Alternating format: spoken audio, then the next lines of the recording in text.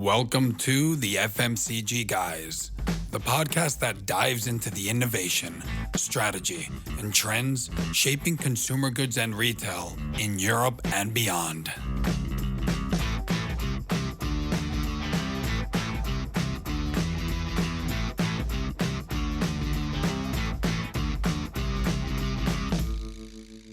Welcome to the FMCG Guys podcast. I'm Daniel Torres, live from Deliveroo's London office.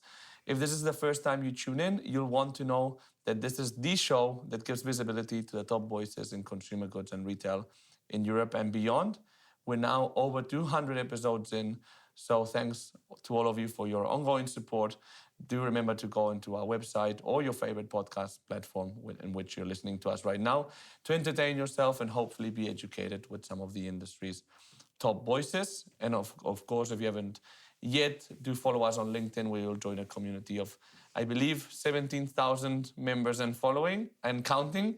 And you can also now find us on Instagram, where we're revamping our content offering. So today, I'm very happy to be accompanied by Suzy McClintock, who's the VP of New Verticals at Deliveroo, to see what the delivery player has to say about digital and consumer goods. Thanks for joining. You're welcome. Very nice to meet you. Nice to be in this office.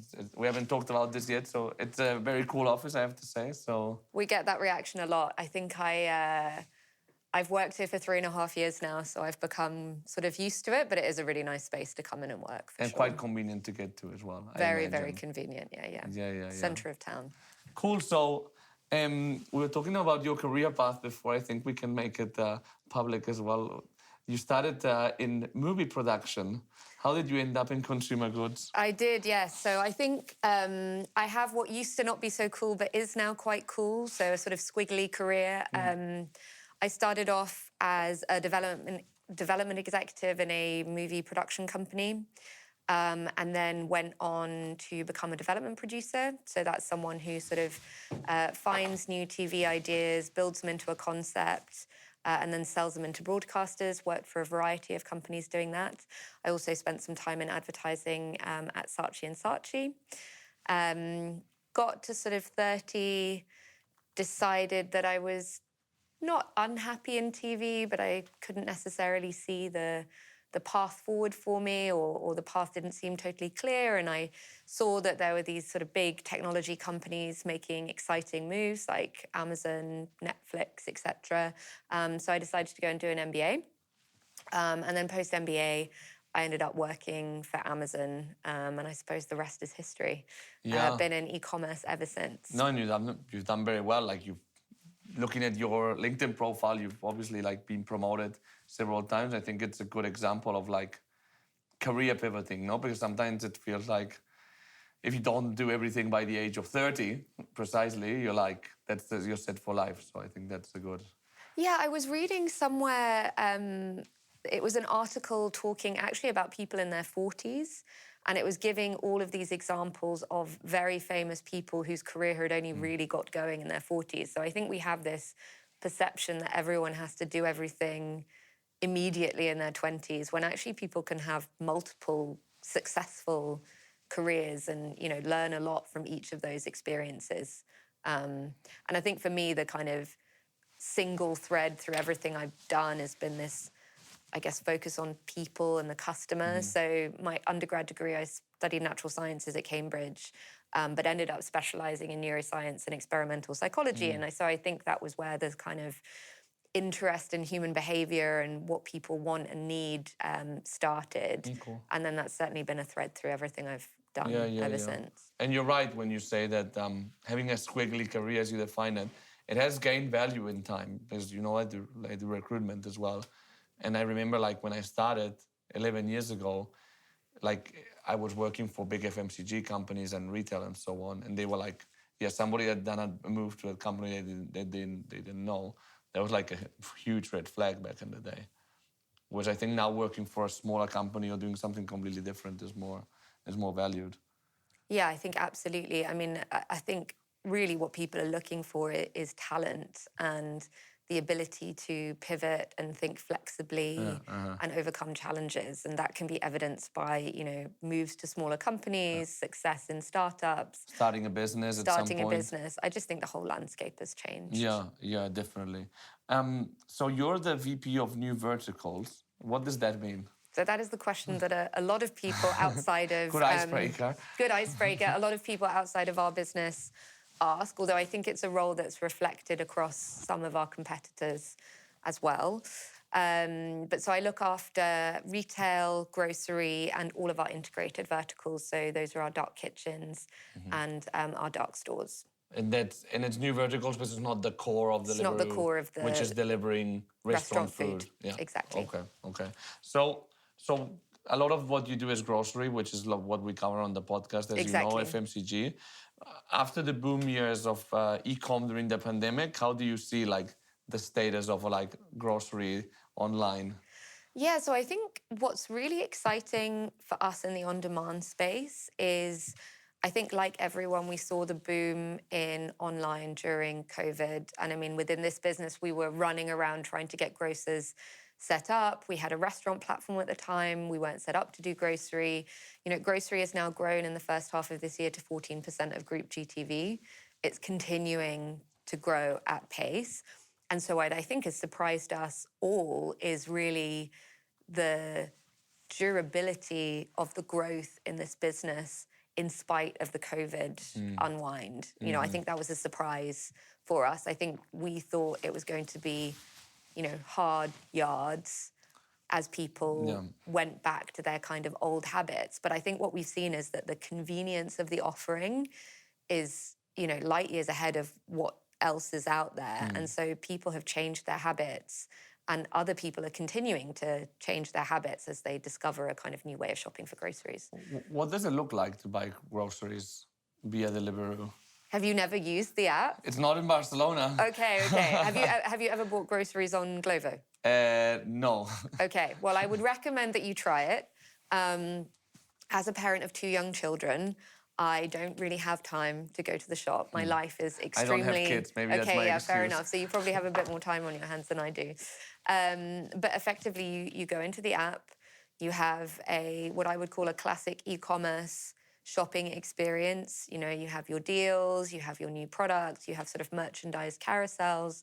You can search or you can browse and you can add products to your basket, check out, and then they'll be delivered typically in 20 to 30 minutes. Oh, wow. So it's fast. Yeah. So you don't even... Is that, you think, the big differentiator of Deliveroo versus your kind of competitors in the supermarket space? I don't see it as competition, to be perfectly honest with you. I mean, we work with most of the major grocers. The major grocers who don't work with us have their own on-demand offering. I think it's a new channel to speak to consumers and to meet a slightly different need. I mean, you have your classic kind of online full basket grocery shops, typically over £100. You have to plan it a couple of days in advance. I think what we're seeing with on-demand is there is a secular shift in the market towards smaller, more frequent baskets. And your typical online delivery service just doesn't lend itself to that. Now, that doesn't mean that people won't use that service, but it means that they will use other services that are also online when it meets their needs. And so you can think about what Deliveroo and our competitors offer as almost the ability for planned procrastination. So I don't need to decide what I'm going to eat on Wednesday night because I know that I can think about it on Tuesday and order it when it's convenient for me on Wednesday. Yeah. And is there, you mentioned meals, but are there, within the FMCG spectrum, other categories that are more popular on demand? I think what would surprise probably most people within FMCGs today is that there are definitely categories like impulse, which are kind of entry points for consumers into the category. So impulse and emergency are the 2 spaces in which people start using the category. They typically shop a smaller basket and they typically shop less frequently. But then what we see is people go on this sort of journey to habituation where they move from emergency or I want to treat myself into this planned procrastination state, which is I know that I can order it later and I don't have time or I don't want to think about it now. Yeah. And so I'll wait. And that's where you see your typical kind of top-up shop basket, over £30, mixture of fresh, ambient, meal for tonight, etc. And so from an FMCG perspective, that is a very exciting, immediate space to play in which you get that kind of moment where a consumer is making the decision about what they want. They haven't planned it. They are seeking to be inspired or enticed by different product offerings. Yeah. It's interesting. So like the urgency or the impulse is like how typically a lot of your customers enter the on-demand category, because one day maybe they're at home and like they're with friends and they want some drinks or food or snack or whatever. Or it's pouring with rain. And they Which is think, common oh God, I don't have, I thought I had pasta, but I don't have any pasta. Oh wait, somebody told me that, Deliveroo can deliver groceries. Maybe I'll go and have a look. Or we have our top-up feature now, post-restaurant orders, which has been very successful for us in terms of new customer acquisition. So that's basically saying to you, like, hey, you ordered some pizzas. Do you want some drinks or desserts or anything else to go with that? And that's a very easy way for consumers to see the need for it in their lives. They're like, oh yeah, actually, we don't have any ice cream, or I do fancy a bottle of wine. And they know that that comes from a supermarket. And Exactly. Not from the, interesting. And then for FMCGs, what are the benefits for them to be in the channel, like in on demand? Like what are the perceived benefits? Sure. So I think there's kind of two main benefits, possibly a third. So I think number one, we have a highly engaged, young, affluent, digital native consumer base who we talk to all of the time across multiple touch points and who are highly engaged with our app. And so, for an FMCG, that is a very valuable audience to talk to, and they are also going to be the big money consumers of the future. Yeah. I think the second one is we really fulfill a need for customers. And so, the convenience of the proposition, the sort of solving consumers' problems nature of the proposition is a real moment to build kind of brand affiliation and brand love, because you're really meeting a consumer when they have a immediate meeting need. the consumer where they are, no? Yeah, Which is exactly. And that's like the big challenge for FMCGs right now, like really understanding the consumer and I think it goes two ways, right? On one side, it's like understanding the consumer, getting the data, and then in an external way, like communicating to them. No, I think that can be a good way to do it. Also, I think that you can get some like data through your Exactly. your platform the third point that I was going to make is that we are, growing, we are outpacing the market in terms of growth. And so for an FMCG, I can get in and work out how to interact with this proposition, from the early stages of it. But I think, you're absolutely right. We are, one of the only places where we have the full path to purchase. So I can say, Linda has a cat. She purchases this brand of cat litter and this brand of cat food, typically. She purchases them on a Tuesday. She also has a high affinity for these brands, and she likes these types of takeaway food. Yeah. And she lives in this location and works in this other location. Linda is an interesting person for you, Mars, to speak to. Yeah. So it's very like closed loop, as they call it now. Exactly.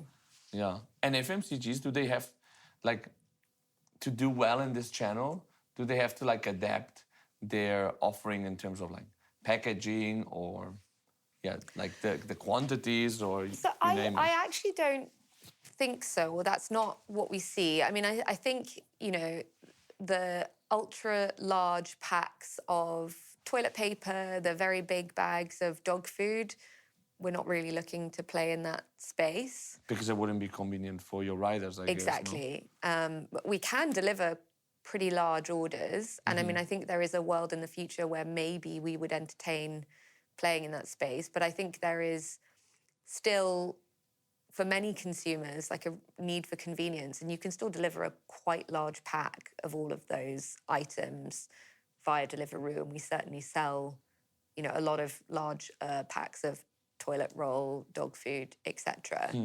I actually think I've seen certain brands adapt their pack sizes for the proposition. And I actually think consumers really expect to see the same pack sizes that they see in store. And I think they feel a bit shortchanged if they're getting something smaller for the same price. Yeah.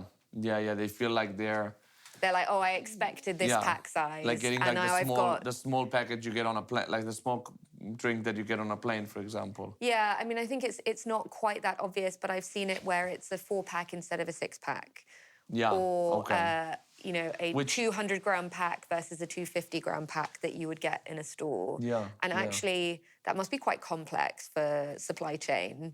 And realistically, why don't we just sell the same pack size? It's being fulfilled from the same store. So you wouldn't recommend any like type of specific adaptation when I don't think there needs to be. There might obviously be a business case for doing it where you can make a better margin on a certain product by pricing it in between the two and having, a smaller pack size. So I totally get it. If there's a business need, that's a bit different. Yeah. But I think from a consumer perspective, they simply expect to buy the pack sizes they find in store. It's not like, oh, I don't need 6, I need 4 instead. And considering that it's like a relatively specific audience and that you have like the capacity of like getting like very fast contact with the consumer. It's like, normally in a grocery, it's like 1 or 2 or 3 steps removed. Here it's pretty direct.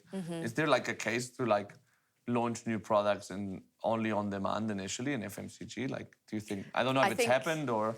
Yeah, I think there is definitely an opportunity to do that. We work with a few brands on sampling campaigns, which through our dark stores we can target. Yeah. So we can target people that we know have a cat, for example, which obviously dramatically increases the efficiency of a campaign. We can also work on getting feedback from those customers. But I think, as we all know, getting feedback from customers is very difficult unless you incentivize them, or at least you're willing to incentivize them to give that feedback. No, but that's smart, no? Because you can really like delight your consumers, or consumers, knowing that they have a cat. You can put them like something for their cat, and they'd be like, "Oh, how do they know I have a cat?" Yeah, how thoughtful. No, no, that's a cool thing. So this is one vertical of Deliveroo, which, as you said, is 14% of the business, although growing. What's the overall strategy of like Deliveroo in terms of like growth? Is it just gonna be restaurants and more things? So the verticals that I look after include grocery, obviously our new retail vertical. So that's all kind of non-food retail. We've got some really exciting partnerships there. We've worked with Boots in the UK for quite some time now. But we've more recently announced partnerships with The Perfume Shop, Wilko, B&Q, Screwfix. We partner with Lush and a number of other brands in the UAE. We've launched in Hong Kong, Singapore and Kuwait so far, with our other markets planned to follow. It's early days, but we're really excited about kind of the future of where it's going. It's scaling quickly. We've obviously got Black Friday coming up. It's the Golden Quarter, big moment for retail, kind of excited to drive consideration and awareness of the proposition. I think for me, so I had this experience of being part of the team that launched Amazon in Australia, also in Singapore, and it's amazing to be there at the kind of ground floor of those types of businesses, because you can see, even for a company like Amazon, that business starts small and then it scales, but then the growth compounds and compounds and compounds. And so what I'm seeing with retail is these kind of early glimmers that we are just continuing to grow that business. So it's something that we will be excited to scale in the future. Yeah, because ultimately it can serve any type of like consumer good that somebody wants. Exactly. I mean, unless it's like something very big, which maybe it's not ideal for you guys. No, and I mean, in the UAE, we've sold iPhones, AirPods. We sell AirPods in the UK. iPhones? iPhones. Wow. That's interesting. So basically, you're going to be covering like the whole high street, no? That's the idea. So, bringing the high street to people's doors. Is the idea like to cross-sell like with supermarkets and then with your DIY and so on in the same basket? Or? Yeah, so I think our company mission has recently been refreshed to, to change the way people shop and eat. And I think that really speaks to our mission, which is we know that this is a new way for people to engage with stores. And I think in particular, what I find exciting is that, there's been a lot of narrative about the high street being in decline.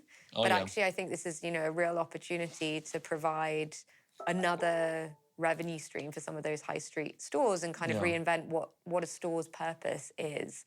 Is it a location for people to go in and have a really amazing experience with a brand, and then they don't necessarily need to purchase at that moment, but then as and when they want to, they can have that product delivered to their home. Yeah. No, I think it's important that high street survives and thrives, no? Because at the end, for our cities, it's like super important because we don't want cities that are like dead. And we've seen it, like in America or here in the UK, like in smaller cities, you can really feel it, like how probably the pandemic has accelerated really certain things. I think has been bad. In terms of, one thing I wanted to ask you as well is about loyalty. So in FMCG, the statistics say that it's in an all-time low for brands. I know that you're not an FMCG brand, but obviously loyalty is important to you as well. So how do you keep your customers loyal? Well, a number of ways. But so we have recently relaunched our Delivery Plus program, which is a membership scheme. So we have a few different tiers. We've launched our premium invitation-only diamond tier. And so that's for our most loyal customers.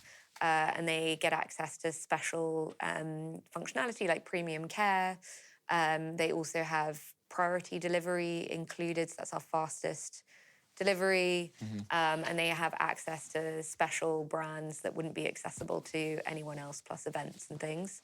Then we have Gold, which is our kind of main tier, which is, free delivery, cashback on restaurant orders, and a few other kind of offerings. And then we have Silver, which I think is the most interesting tier for kind of grocery and FMCG. It's free with Amazon Prime.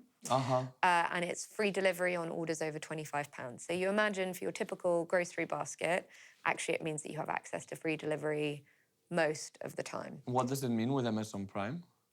So as an Amazon Prime member, you also get Deliveroo plus Silver for free. Okay. So you have like a partnership there. We do, yeah. Very interesting. It's interesting, no? Because one could think that you'd be competitors. Yeah. But you're getting together in these things. I think that the surge of online has made create an unusual alliances, which is interesting. People probably ask themselves, how can they get the diamond one? You'll know if you know. So you need to know someone, or no? It's invitation by you guys. It's invitation by us, and it will be based on the number of orders that you place. Oh, that's cool. Well, I'm sure that you can create some cool content around that. I think Professor Green, the British rapper, is he a rapper? He posted about a diamond event on his kind of social media. So clearly he's a diamond. I saw like this exclusive events for the members and everything. Yes. Wow. People will start ordering on Deliveroo all the time now. Just trying to get a diamond membership. So are there any initiatives with FMCG partners that you're doing to increase and support their brand loyalty? Or any, to be honest, any cool initiatives that you're doing with FMCG companies? Yeah, I can't speak about anything that's coming up because unfortunately it's all confidential. Of course. Not that you've done, But we work with a number of brands already through our delivery advertising business. And we're launching new sort of features and functionality to help brands speak to consumers all the time.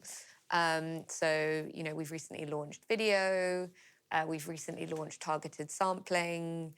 We're continuing to build out our data offerings so that, our partners really understand which consumers they're targeting.